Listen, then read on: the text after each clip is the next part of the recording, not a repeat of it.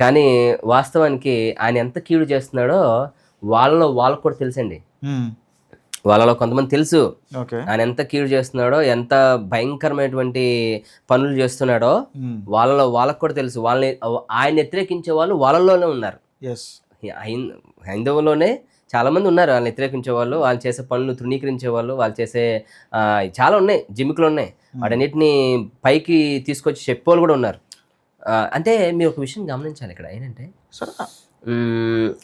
తప్పు చేస్తున్నాడు కాబట్టే కదా వాళ్ళకి సఖ్యత కుదరట్లేదు.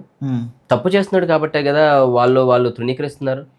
సో ఈ విషయాన్ని మనం గమనించాలి. క్రైస్తవులు కూడా మనం కొంతమందిని తృణీకరిస్తాం, కొంతమందిని మనం చేస్తాము, అది బోధనలు ఖండిస్తాం.